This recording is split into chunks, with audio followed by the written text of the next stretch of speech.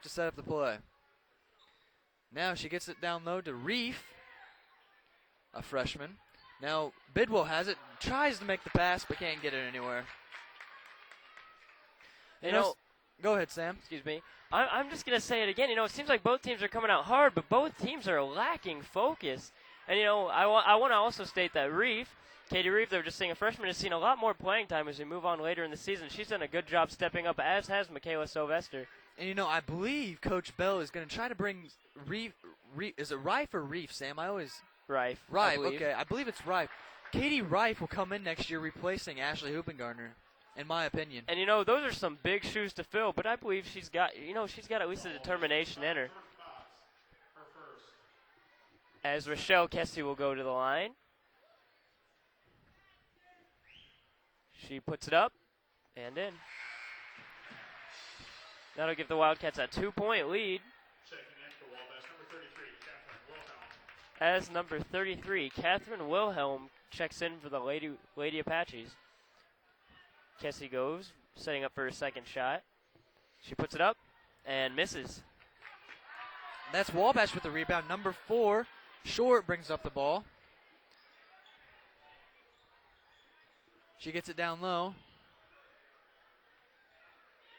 That's 5. Fox.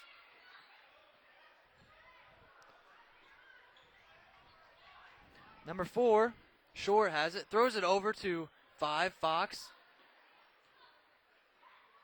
5, Fox has it again in the corner. She drives, gets it out of the double team, goes down low, gets it out to number 4, Short. Short puts it in for 3, I believe.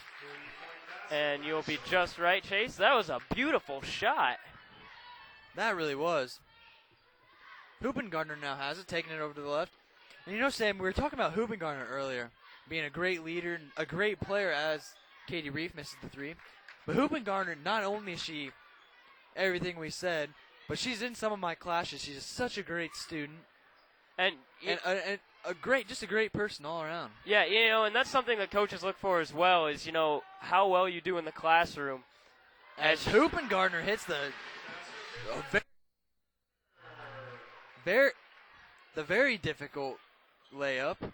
Yeah, as we were saying, a lot of time college coaches, they'll find a great player and they'll know he's great, but they have to look at the classroom as well, because the classroom a lot of times reflects how you play and how you listen to the coaches. As the Wabash Apaches will put in another 3. That'll give the Lady Apaches a 2-point advantage. But, they have to look at the classroom because if you're not going to listen to your teachers, a lot of times they'll take that as you're not going to listen to the coaches either. And they want you to be a well-rounded, gifted person as the shot is missed by Bidwell. Let's see, who was that? That was number 21, Hensley, who went up and got fouled by, I believe, Bidwell. Number 33, Shop Kessie, her first, second. Hensley beat the line, 2-2. As she made her first. Second for whitko, number 32, Amanda Allender.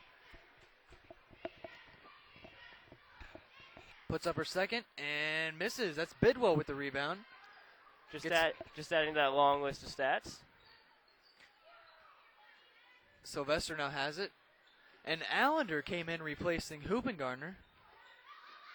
Kessie has it down low. Got it stolen from. As number 5, Fox brings it up. Number 4, Short now has it. Kicks it back to Fox. Fox over to Hensley, maybe? No, that's a new one. That's number... That was Wilhelm for the bucket. And Chase, I've been noticing the Wabash Lady Apaches seem to be very good from the three-point line.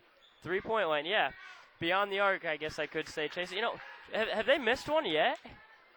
I don't believe so. Short now almost took the 3.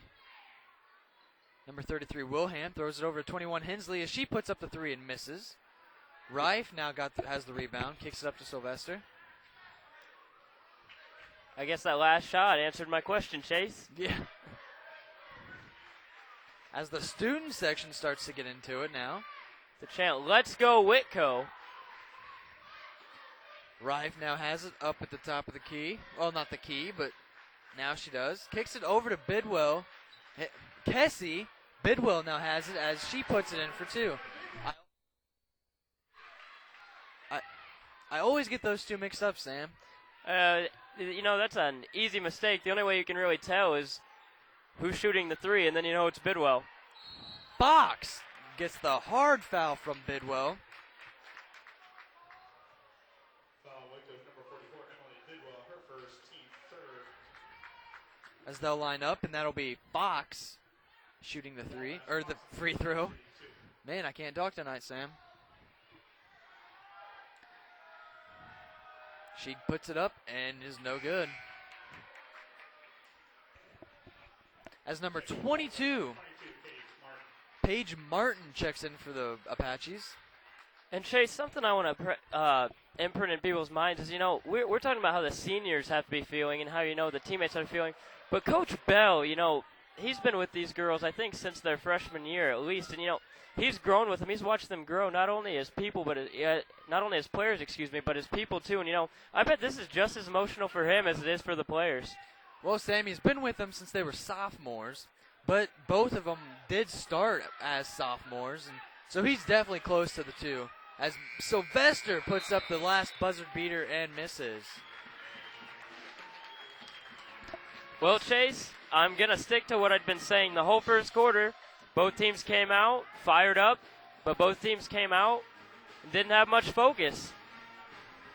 And, it looked like the Wabash Apaches kind of picked up their focus a little bit, and the Wildcats did as well, but I think the Wabash Apaches more so. And the Wabash Apaches, the main reason I think they're up is the three-point shooting. The Wildcats have to find some way to stop them from getting those easy three-pointers off because they're just burying the Wildcats with those right now. They really are. They have, and I noticed the Wildcat defense hasn't been. It's been pretty good, but I think it could step up a little bit. Oh, definitely. From the stuff we've seen this year, this is definitely not their best played game so far. And, it looks like my prediction is going to be a little bit off. Maybe the Wildcats are going to come out slow in the first half and have to pick it up in the second. But I certainly hope that's not the case because it's always harder to come from behind than it is to stay ahead, Chase. And it looks like we'll begin the second period shortly. The Wabash Lady Apaches are up over the Whitko Lady Wildcats 16-12 as we start this second period of play on senior night for the Whitko Wildcats. All right, let's see. That is Short, who kicks it over to Fox, who kicks it over to Wilhelm. I believe that's how you pronounce it. Short now has it. Kicks it back over to Wilhelm.